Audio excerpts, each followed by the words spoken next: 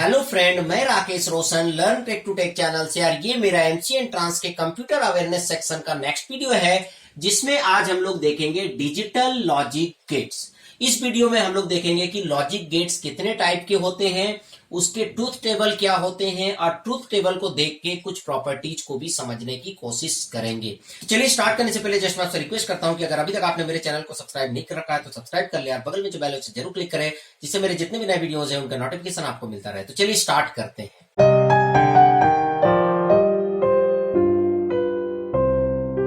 तो दोस्तों यहां पर हम डिजिटल लॉजिक गेट्स के बारे में देखेंगे कि कौन कौन से लॉजिक गेट्स होते हैं, उनका क्या ट्रुथ टेबल होता है, और उनके ट्रुथ टेबल को समझने की कोशिश करेंगे, जिससे कि इससे रिलेटेड कोई भी क्वेश्चन आए तो उसको हम सॉल्व कर सके। क्योंकि कई बार आप क्या करते हैं, ट्रुथ टेबल को रट लेते हैं पर उसकी प्रॉपर्टीज को नहीं समझ पाते हैं, और इसका कहाँ यूटिलाइज है ये भी नहीं समझ पाते, जिसके कारण जो है आप क्वेश्चन सॉल्व नहीं कर पाते। पर अगर इस वीडियो को आप लास्ट तक देखेंगे तो आपको क्लियर हो जाएगा। तो चलिए देखते हैं।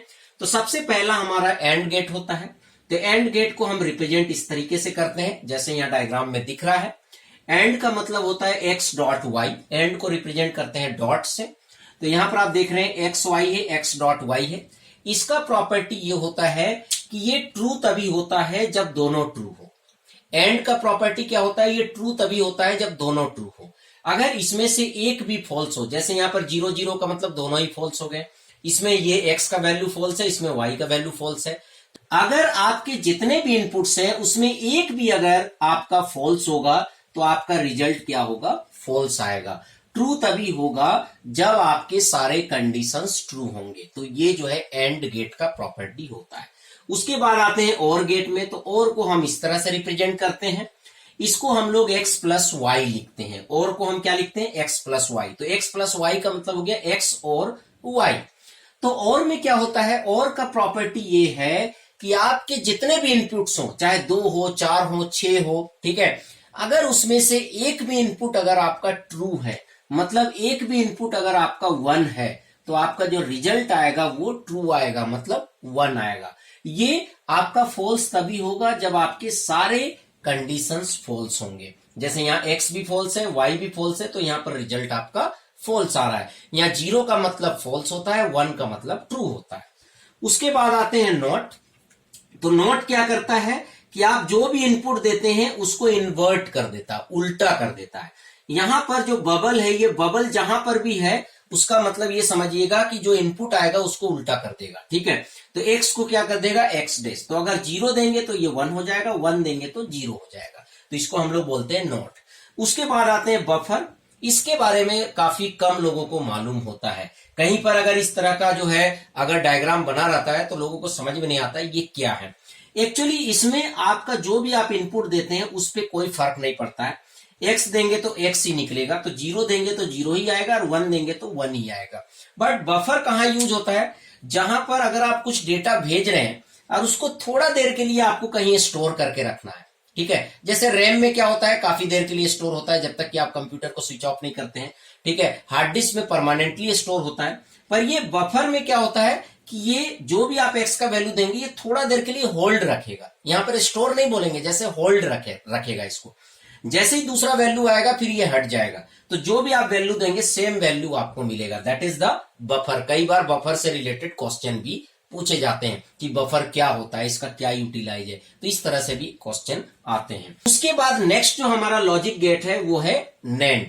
नेंड जो है वो एंड का कॉम्प्लीमेंट होता है। जैसे अगर आप एक्स वाई देंगे तो एक्स डॉट वाई का होल डेस आपको ये निकाल के देगा। ये डेस क्या रिप्रेजेंट कर रहा है, कॉम्प्लीमेंट। तो आप देख रहे होंगे एंड वाला ही गेट यहां पर है, बट आगे केवल यहां पर एक बबल लग गया जिससे कि ये एंड को नॉट कर दे रहा है, ठीक है। तो x डॉट वाई, तो ये जो x डॉट वाई दे रहा है और ये बबल क्या कर दे रहा है, उसको कॉम्प्लीमेंट कर दे रहा है, उल्टा कर दे रहा है। तो x डॉट वाई का होल डेस। नेंड में क्या होता है कि नेंड में अगर आपके सारे कंडीशन ट्रू होंगे तो रिजल्ट आपका फॉल्स होगा, ठीक है। सीधा सीधी है इसमें सारे कंडीशंस। तो आप देख रहे हैं यहां पर x का वैल्यू भी 1 है, y का भी वैल्यू 1 है, तो आपका रिजल्ट क्या आ रहा है, 0। अदरवाइज आपके जो रिजल्ट होंगे वो ट्रू होंगे। तो फॉल्स कब होगा, फॉल्स तभी होगा जब आपके सारे कंडीशंस क्या होंगे, ट्रू होंगे, ठीक है, और बाकी सारे कंडीशंस में आपका रिजल्ट जो है फॉल्स आएगा।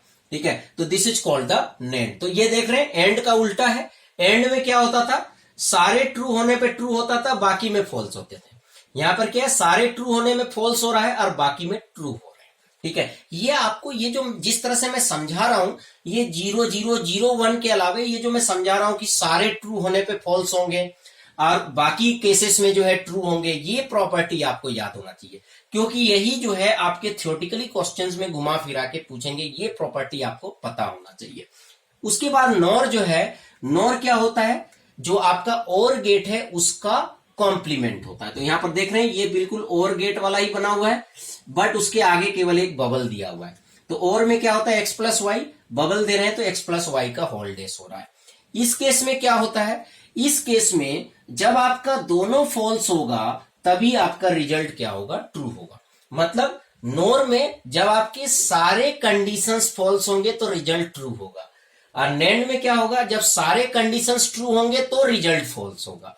ठीक है, तो यहां पर बाकी में आप देख रहे हैं कि यहां पर अगर एक भी 1 आ रहा है, अगर आपके इनपुट्स में अगर एक भी 1 होगा तो रिजल्ट आपका क्या आएगा, 0 आएगा। एक भी 1 आएगा तो आपका रिजल्ट क्या होगा, 0 होगा। तो ये आपको ध्यान रखना है। ठीक है, उसके बाद यहां पर कई बार ना इस तरह के क्वेश्चन पूछ दिए जाते हैं, जैसे आपको यहां पर लिख देगा 1, ठीक है, और यहां पर लिख देगा x, और यहां पर बोला जाएगा कि इसका वैल्यू क्या होगा, इसका वैल्यू क्या होगा।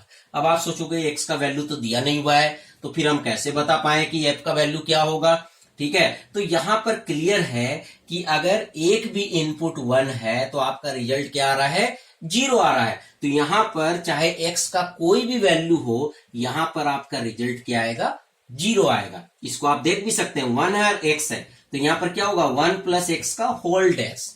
ठीक है, और आपको पता है कि बुलियन अलजेब्रा के प्रॉपर्टी से कि 1 के साथ आप किसी को भी ऐड करते हैं तो 1 आता है, और 1 का कॉम्प्लीमेंट क्या हो गया, 0। तो यहां पर रिजल्ट क्या हो गया, 0। तो यहां पर आप देख रहे हैं एक भी इनपुट अगर 1 है तो आपका रिजल्ट 0 आएगा। और अगर आपको ये प्रॉपर्टी नहीं पता है तो आप यहां पर कंफ्यूज हो जाएंगे, आप सोचेंगे x का वैल्यू तो दिया ही नहीं है तो मैं कैसे निकाल लूं। ठीक है, तो ये प्रॉपर्टीज आपको याद होने चाहिए। उसके बाद नेक्स्ट है हमारा एक्सोर गेट। एक्सोर को हम एक्सक्लूसिव और भी बोलते हैं। तो यहां पर आप देख सकते हैं और का जो फिगर है, गेट है, उसी को हम लिख रहे हैं, बस उसके आगे हमें एक लाइन इस तरीके से दे देना है। ठीक है, तो इसको हम लोग बोलते हैं एक्सोर। एक्सोर को हम रिप्रेजेंट करते हैं प्लस और उसके ऊपर सर्कल लगा के। ठीक है, और को हम कैसे करते हैं, x प्लस वाई, और एक्सोर को क्या करेंगे, केवल उसके ऊपर इस तरह से हम सर्कल लगा देंगे। पर एक्सोर का एक्चुअल फॉर्मूला क्या होता है, X Y dash plus X dash Y. एक बार आपका y में कॉम्प्लीमेंट होगा और एक बार x में कॉम्प्लीमेंट होगा, और दोनों का एडिशन होगा, तो X Y dash plus X dash Y. तो अगर आपका इस तरह का इक्वेशन है तो आप चाहे तो इसको एंड और के थ्रू भी बना सकते हैं, पर आप डायरेक्टली एक्सोर भी लिख सकते हैं। ठीक है, अब इसका ट्रुथ टेबल ये है कि 0 0 पे 0 आ रहा है, 0 1 और 1 0 पे 1 आ रहा है, और 1 1 पे 0 आ रहा है। इसमें दो तरह के प्रॉपर्टीज समझ में आ रहे हैं। मतलब अगर इस ट्रुथ टेबल को आप एनालिसिस करें तो दो चीज समझ में आ रहा है, क्या कि अगर दोनों इनपुट सेम होंगे तो रिजल्ट हमारा 0 आएगा। दोनों इनपुट सेम होंगे तो हमारा रिजल्ट क्या आएगा, 0 आएगा। जैसे दोनों 0 हो तो भी 0 आएगा, और दोनों 1 है तो भी 0 आएगा। और जब दोनों इनपुट डिफरेंट होंगे, जब दोनों इनपुट क्या होंगे, डिफरेंट होंगे, जैसे एक 0 होगा, एक 1 होगा, एक 1 होगा, एक 0 होगा, तो उस केस में हमारा रिजल्ट क्या होगा, 1 आएगा। ये तो पहला एनालिसिस है। जैसे होता है ना, किसी चीज को देखने के काफी नजरिए होते हैं, तो ये तो पहला नजरिया हुआ कि अगर दोनों इनपुट सेम होगा तो वो 0 होगा, और दोनों इनपुट अलग होंगे तो 1 होंगे।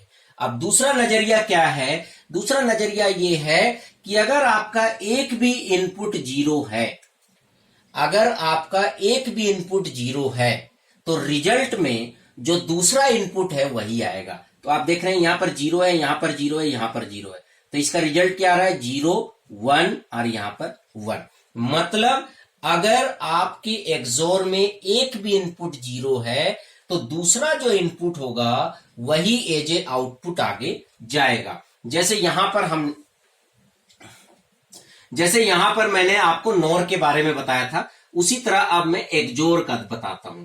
जैसे सपोज दैट कई बार है कि आपको एक 0 दिया हुआ है, एक x दिया हुआ है, यहाँ पर एक एक्सोर ऑपरेटर दिया हुआ है, ठीक है। तो इस केस में 0 और x है, तो आपका रिजल्ट यहां पर क्या आएगा, x आएगा। जो x का वैल्यू होगा वही आपका आउटपुट में आएगा। तो यहां पर आप देख रहे हैं 0 के साथ 0 है तो 0 आ रहा है, 0 के साथ 1 है तो 1 आ रहा है, और 0 के साथ यहां पर 1 है तो 1 आ रहा है। तो इस तरीके से एक्सोर गेट को आप दो तरीके से देख सकते हैं। जब दोनों इनपुट सेम होगा तो रिजल्ट 0 आएगा, जब दोनों इनपुट डिफरेंट होगा तो रिजल्ट 1 आएगा, मतलब ट्रू आएगा। और दूसरा क्या है कि अगर आपका एक भी इनपुट 0 है तो आपका रिजल्ट में जो दूसरा इनपुट है वही आपका रीडायरेक्ट हो जाएगा। तो ये आपका एक्सोर गेट का प्रॉपर्टी है। तो दोस्तों इन प्रॉपर्टीज को आपको समझना जरूरी है। कई बार हमने देखे हैं कि बच्चे इसके जो इंटरनल चीजें हैं उसको नहीं समझते हैं, जिसके कारण लॉजिक गेट से रिलेटेड क्वेश्चन आता है तो उसको सॉल्व नहीं कर पाते हैं।